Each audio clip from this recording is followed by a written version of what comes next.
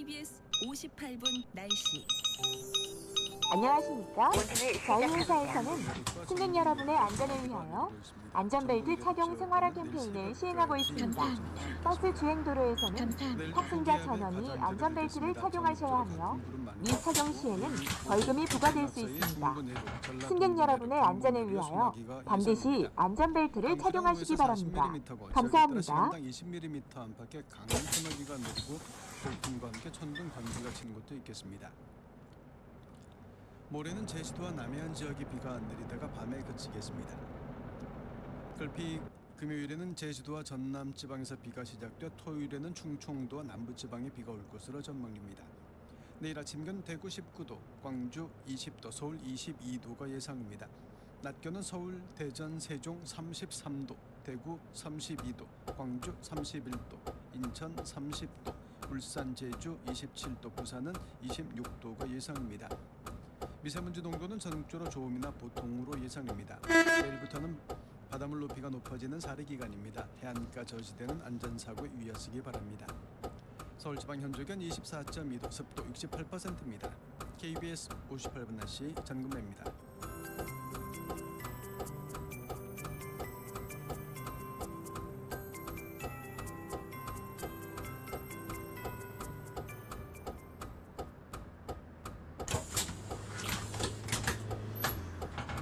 정성을 다하는 국민의 방송 KBS가 11시를 알려드립니다. AM 711kHz, FM 97.3MHz, KBS 1라디오입니다. HLKA.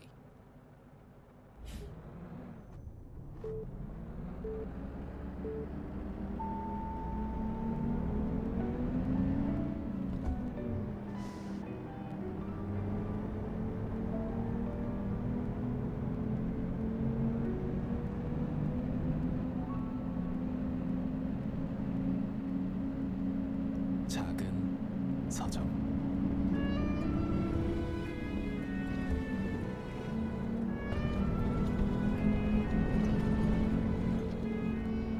시리아의 겨울 아침 5시였다. 알레포역의 플랫폼을 따라 철도 안내판에 타우루스 특급이라고 표시된 열차가 위풍 담벼락에 서 있었다. 이번 정류소는 공항 입구입니다.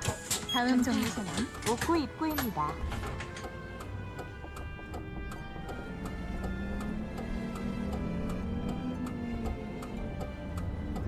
안녕하세요. 작은 서점 아나운서 최원정입니다. 오늘은 에거사 크리스티의 명작 오리엔트 특급 살인의 첫 문장으로 문을 열었습니다.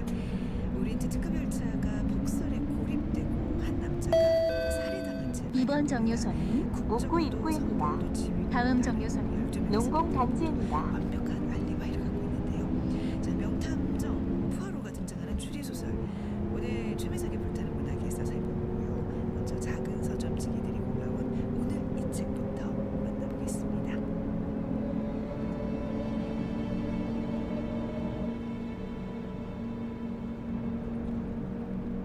네, 작은 서점 아나운서 최원정입니다. 이번 주 작은 서점에서 마련한 책 선물은요, 이야기 장소에서 출판된 아빠의 도시락 편지입니다. 모두에게서 따돌림 받으며 매 혼자 점심을 먹던 여자아이의 도시락에서 아빠가 쓴 손편지가 발견됩니다. 자, 이 편지가 궁금하신 분들 이번 주까지 작은 서점 인스타그램에 댓글 남겨주시면 추첨을 통해 책 선물 보내드리겠습니다. 방송에 참여하실 수 있는 방법 알려드립니다. 문자는 샵9730으로 보내주시면 되는데요. 짧은 문자 50원, 긴 문자는 100원의 이용료가 있습니다. 모바일 플레이어 콩을 통해서도 무료로 참여하실 수 있습니다.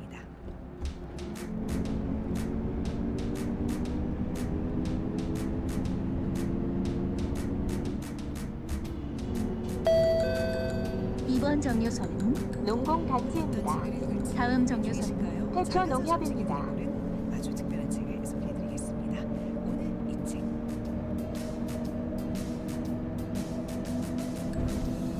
예스24의 김유리 MD와 함께합니다. 안녕하세요. 안녕하십니까. 책 두껍죠? 무거운 책을 들고 오셨네요. 네, 이번 책은 진짜 두껍기도 하고 저도 약간 좀 정신없이 읽어가지고 이 책을 한 번밖에 완독 못하고 가져오긴 했는데 아마 지금 서점대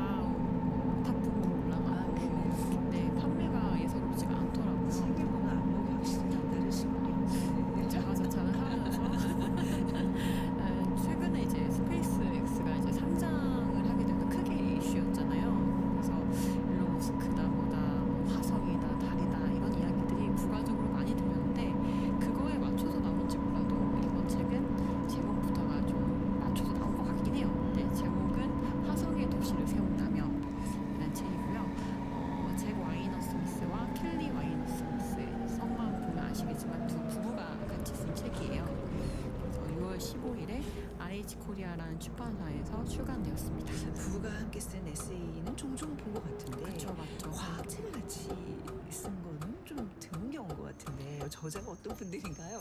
이게 과학책은 사실 좀 과학자들이 커머의 연구 분야가 있었다 보니까 좀 뭐 다들 뾰족뾰족해서 그런지 몰라도 같이 쓰는 경우도 저도 처음 봤거든요. 그래서 이분들의 이력이 또 뭔가 특이하겠구나라고 생각했는데 사진도 있네요. 네, 이번에 남편이 잭 와이너 잭인데 사진이 아니라 네, 본인이 그린 그림으로 얼굴을 대신했군요. 네, 본인이 이제 과학농담으로 유명한 웬만하고 토요일 아침에는 시리얼로 아침 식사를 약간 이런 그 웬만한 채널이 있어요. 블로그를 운영하고 계신데 그 채널을 그리고 있는 작가님이시고요. 농담을 좀 보면 얼마나 진적인 수준인데 이게 완전 다르시죠? 그래서 이분은 2번 정류소는 태초 농협입니다. 다음 정류소는 모현 고교입니다. 그리고 부인님 켈리는 라이스 대학교 생명과학부 교수입니다. 그래서 좀 특이하긴 하지만 기생충이 숙주의 행동을 조종하는 방식을 연구하는 분인데 동시에 이제 인기 과학 팟캐스트도 진행하고 있다고 합니다. 그러니 한 명은 진짜 과학으로 유머를 다룰 수 있는 만화가이고 한 명은 완전 정통 과학자인 거죠. 그래서 이 조합이 만나서 좀 색다른 책의 결이 된 것도 하고 내용은 되게 진지할 수도 있는데 그때마다 약간 미국인들이시고 둘다 되게 시니컬하고 가볍고 유쾌하게 다루는 컨텐츠가 많아가지고 보시면 되게 재미있을 것 같아요.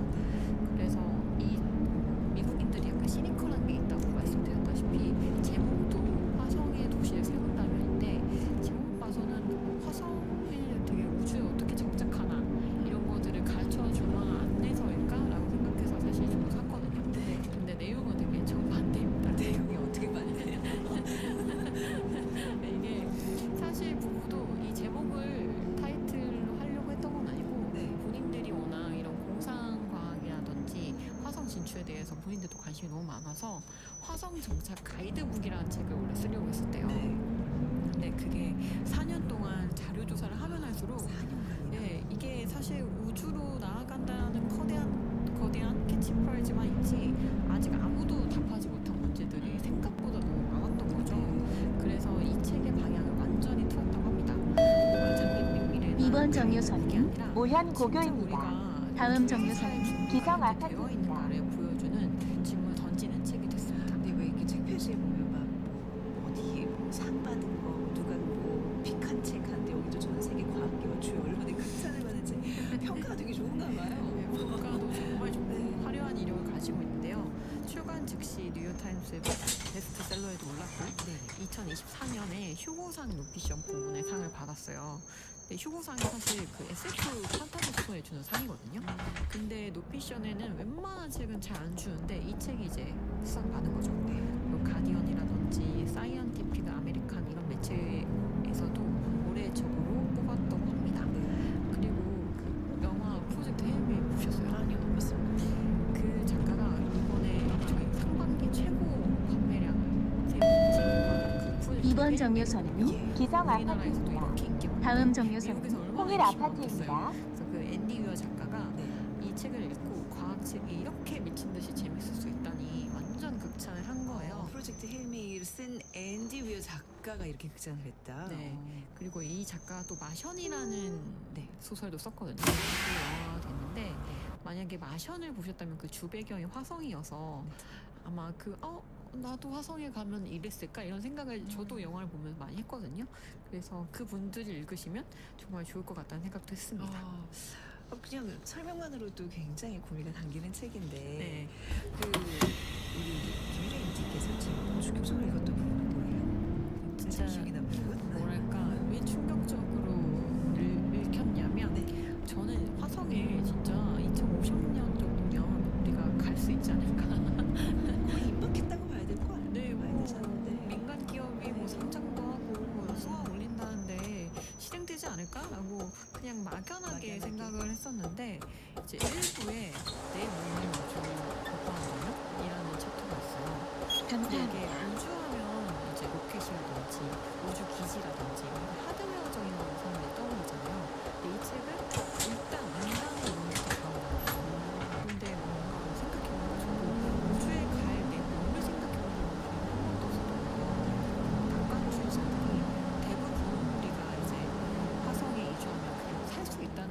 디폴트로 깔고 가는데 과연 이 상태에서 인간이 가서 화성에서 적응할 수 있는 게 몸으로, 그러니까 신체적으로 가능할지가 일단 첫 번째 2번 정류소는 통일 아파트입니다.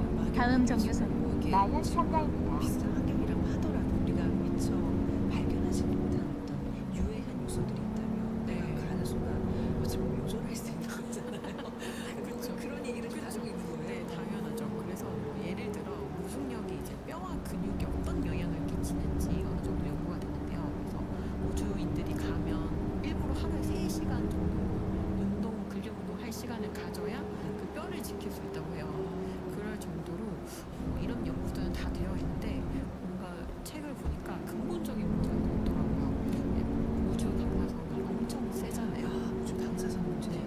그거를 막으려고 차폐 벽이라는 걸 만드는데 이 벽을 너무 두껍게 만들고 재료가 알루미늄을 많이 사용한다고 하더라고요. 근데 그 알루미늄을 쓰면 쓸수록 오히려 차폐를 했을 때보다 피폭력이 훨씬 더 커진다고요. 아니 벽을 두껍게 만들면 더 안전해야 되는 거죠. 이게 소재가 어떤 영향을 끼치는 거죠? 그러니까요. 그래서 저도 당연히 차폐가 두꺼워질수록 우리는 안전해지는 게 아닌가? 이라고 생각했는데 알고 보니 우주 방사선에 고에너지 입자가 있는데 네. 이게 갑자기 알루미늄 같은 물질이랑 충돌하면 2차 입자가 튀어나온대요. 그러면서 방사선이 오히려 증폭하게 되는 거죠. 그래서 어떤 재료를 어떻게 설계하느냐가 2번 사실은 그냥 정류소는 마현 두껍게 참가입니다. 설치한다고 해서 다음 정류소는 완벽하게 문산 해결되는 게 고속 아니라 터미널입니다. 좀더 복잡한 문제가 있다고 합니다. 이제 이런 식으로 책에서 저자들이 이제 우리가 당연하게 생각했던 해법들이 있는데 그게 어떻게 보면 얼마나 허술한지를 하나씩 이제 짚어주는데요. 예를 들어 출산만 해도 하나의 예시인데요. 그 화성에서 이주를 하는 이야기는 그 이제 사람들이 그 임신도 하고 출산도 해야 이루어진다는 거잖아요. 그 공동체가. 근데 지금까지 우주에서 인체에 대한 데이터는 전부 이미 성장이 끝난 성인, 그것도 엘리트로서 우주에서 버틸 수 있는 몸을 가지고 있는 사람들을 대상으로 얻은 것밖에 없다고 합니다. 그러니까 이제 변화한 중력의 환경이 2번 정류소는 성장기 문산 고속 터미널입니다. 다음 정류소는 문산 경찰서입니다. 굉장히 그 근본적인 질문을 던져보네요. 그 과학이 문외하더라도 그래 이런 문제들이 분명히 있겠네. 그 지금 화성 이주라는 게 마치 아까 구체적으로 2050년이라는 숫자를 맞아요. 얘기하셨지만 굉장히 시기가 좀 빨리 오지 않을까 했는데 굉장히 뭐 아주 기초적인 것들이 해결이 안 된다면 굉장히 막연하게 좀 느껴지는데요. 진짜 미디어의 파급력이 센 게 다들 하루라도 화성에 빨리 가고 싶어 하잖아요. 네. 근데 알고 보면 그 겹겹이 아직 해결되지 못한 난제들이 훨씬 많다는 거죠. 그래서 이 책을 읽을수록 드는 생각은 이제 우주가 지구보다 더 나은 선택지여서 감사합니다. 화성으로 가는 거잖아요. 그렇죠. 네. 근데 그렇게 되려면 지구의 재난 하나만으로는 턱없이 부족하다고 합니다. 그러니까 기후 변화에 감사합니다. 핵 전쟁까지 겹친 지구라도 화성보다는 여전히 살기가 좋은 곳이 바로 지구라는 거죠. 일단 첫 번째로 이주조차 쉽지 않은데요. 화성에 딱 한 번 왕복하는 여행이 총 2년에서 3년 걸린다고 합니다. 아 그래요? 아 그렇게 많이 걸린다고요? 근데 이조차도 최소한의 추진제만으로 아주 짧은 경로로 움직여서 그 지구로 돌아올 2번 수 있는 정류소는 궤도를 문산 자유 경찰서입니다. 되돌아오고 다음 정류소는 이걸 디지털 물리적으로 플라자입니다. 항공기를 두드려서 따졌을 때 걸리는 시간이 2년에서 3년이라고 해요. 아, 아직 가면 안 되겠네요. 나이가 훌쩍 나이가 들어가 있는 거죠. 네. 우리 세대에는 불가능하겠네요. 제가 봤을 때도 너무 공상과학스러운 결론이 될 것 같긴 아니 지금 하더라고요. 화성에 왕복하는 게 2, 3년 걸린다는 게 좀 너무 와닿는데요. 제가 가면 이제 50대가 되어 있을 수도. 아니 지금 이런 얘기만 들어도 화성에서 인간이 산다는 거는 굉장히 지금 많은 숙제를 안고 있는 것 같은데요. 네, 결론부터 말하자면 정말 인간이 살 수 없는 곳이 화성인데요. 책 속을 읽다 보면 저도 화성의 평균 기온이 얼마인지 몰랐는데 영하 60도라고 합니다. 그리고 대기 밀도는 지구의 1%밖에 안 되고요. 그리고 토양에는 과염수 산염 같은 독성 물질이 0.5%에서 1%나 차지하고 있다고 해요. 네, 과연수소염이라고 하면 모두가 이게 뭐지라고 생각하실 텐데 이제 고농도가 되면 될수록 갑상선 호르몬 문제를 일으킨다고 합니다. 그래서 책에서는 만약 우리가 화성에서 거주지를 진짜 만든다. 2, 3년이 걸려서 어쩔 수 없이 도망을 갔는데 거기에서 이제 털을 잡는다라고 하면 사람들이 집 표면이 아니라 땅 속으로 파고 들어가서 두더지처럼 살아야 하는 게 현실이라고 합니다. 이제 화성에 동굴 같은 자연 공간이 하나 있는데요. 그걸 용암 동굴이라고 부르거든요. 이제 우주인들이 발견한. 근데 그곳을 활용하면 동굴처럼 정말 생겨가지고 팽창식 구조물을 이제 크게 부풀린 다음에 거기에 대기 누출과 적당한 온도 변화를 버티게 되면 거기서 그나마 살 수 있다.